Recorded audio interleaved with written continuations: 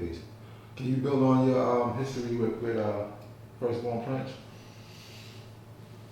My man, Firstborn Prince. I was introduced to Prince when I was in the Feds in the 80s. Lord Just was raised up with Prince, and Lord Just was basically paying me when I was getting transferred to Terry Hunter, Indiana, on the baseball field. He took me through all my lessons, and we was quoting the lesson. They stopped me in the middle of the degree, and they told me to pick up. I couldn't pick up, because you interrupt my flow. It's a flow, right? And he was giving me an example. He was giving me an example on how a lot of the brothers was teaching during his era. He's older than I am. And then he started telling me about Prince. So I got prepared in Lewisburg to go to Terry Hunter, Indiana, not knowing who I was going to meet down here. But he was the one that gave me the thought about who Prince was and everything. So when I came home in '86, I came to the law school, and Lord Just was telling Prince, this is the brother I was talking to you about. Because when I was in, I always told the brother, when I go down, I'm gonna go to the school, I'm gonna go do this. He said, you can't do none of those things that you're talking about, because there's already a regime of people already there. And the only way for you to do that, you're gonna have to come with an army, and you're gonna have to do A, B, C, and D. And he was correct. Me not listening, because like I said, I think I know everything. And so I got down to the school. Prince was outside in front of the school. They had a couple of tables up there for the vendors. And he said, well, this is the brother I was telling you about, and we built and everything. And some kind of way the question came up about the 18th degree, 1 to 40. And this is my first argument with Prince, is what I said. I'm telling him, well, what is the duty of a civilized man? Like that. He said, what? And I went to the degree, the duty of a civilized man, blah, blah, blah. I went to the whole degree. And he looked at me. He said, what did you say? And I ran to him again. He said, no, that ain't degree. It ain't writing exact. I said, man, my degree's writing exact. How you gonna tell me? And I'm chest out. You can't tell me nothing. I'm the God, blah, blah, blah. And he told me, yo, shut the hell up and listen. And then he quoted the degree. He said, this is the proper order of the degree, my man. And he quoted the degree. He said, I don't know where you got that lesson from and where you get this from. I said, well, this is the lesson I had when I was in jail and this and that, blah, blah, blah. And I said, well, since my lessons are wrong, why don't you give me a set of 120? So that was the bond that started me and him. He gave you a set of 120? He didn't give it to me then. We got to be talking and everything. Every now and then I catch him. He's always on his mission doing what he got to do. I'm always got my, yo, God, how about something? Not right now, I'm doing something. And when I did catch him, we had a chance to build. And out through that building, we got to be tighter and tighter and tighter. When he got arrested, right, we stayed in contact. He would call me and we would talk. And his mind was clear because he was in jail. So what he did, he wrote the lessons out. I still have a copy of those lessons today.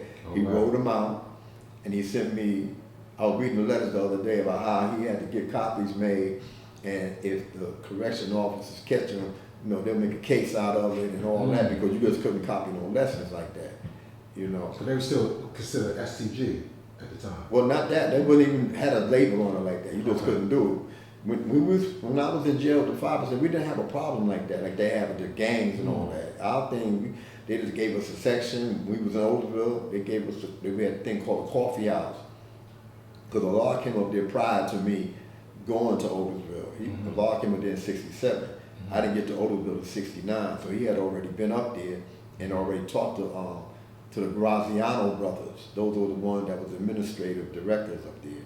And they already made Shamgar and the Law of Freedom, they was there for that. They had instituted us to have parliaments, not to eat no pork, have in the coffee house that was where, or the detail office was where we was having parliaments at. It was authorized.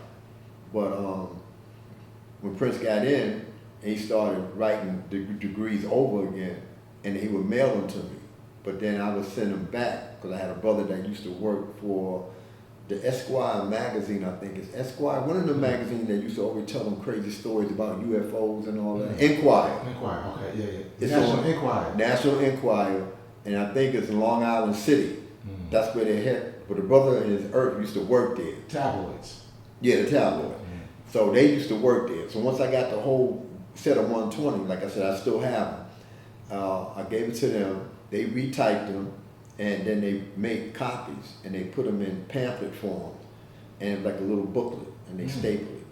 And I used to move around moving around different states when I came home.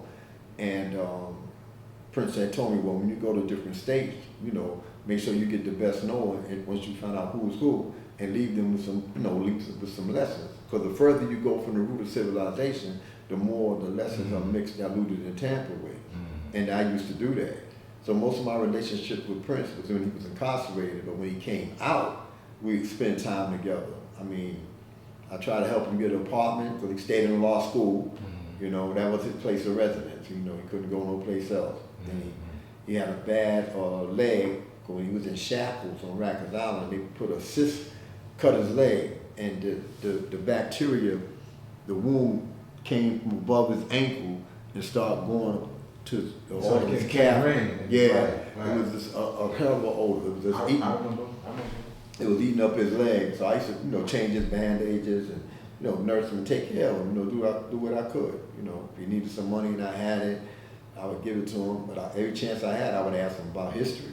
About the father, about the lessons. And the best conversations I basically had with him was when he was incarcerated, because he wasn't under the influence of anything. And his mind was like an encyclopedia. He can quote lessons verbatim out of the top of his head, just like that. And there was times when we used to have conversations and he couldn't remember certain things off the top of his head at the moment, but once you get into the bill with him, certain things start coming back to him. And he said, you know what? I didn't even remember that I knew what I know until I got into a bill. Because I used to ask him certain questions in the letter, and he would tell me, my man, he said, some things I know and some things I don't know that I know until I get into a conversation. And once I get into that conversation, certain things come to me. And that's when he introduced me to a brother named Dahu. Dahu was an historian, and he could bring history up at will. He can just sit down and tell you a whole bunch of stuff. I got documents from them too. I got like an archive on a whole lot of stuff when it come down to those teachers. But my relationship with Prince started back in '86, and it bonded. I met his mom and sister. I met his daughters. I didn't know his daughters too well, but his sister Pat, she was pretty good. She used to work at the YMCA on 135th Street. I ran into her about maybe a year ago, and she had married a Muslim. She said her brother would be happy that she did marry a Muslim. And, right. The difference in age between you and Prince, like he was. Yeah, he was older than I am. I forgot how many years. Like I said, I'm 70. Prince had to be at least 5 years older than me, at least. I would have to look at the obituary to find out when he was born to know exactly the age difference. But that's what our relationship. He gave you some guidance in terms of the teachings of the law. He straightened me out. I mean, he gave me so much that I could never forget, because he used to always tell me that Almighty God Allah told him this, Almighty God Allah told him that, and this is what he was getting straight from Almighty God Allah. So I said, okay. And then one of the things that he always told me was that whatever you're doing for the nation, because I was always in the position of trying to do something because of security, when I was doing security.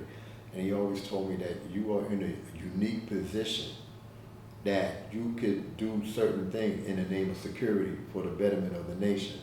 And if you're doing something for the nation and it's right and exact, don't let nobody stop you. Especially if it's right and exact, it's for the betterment of the children, the seniors, and the women in our nation. And if it's right and exact, nobody can tell you can't do it. And that's the mindset that I had from then till now. You must do your own research, as I did. If Mecca did this.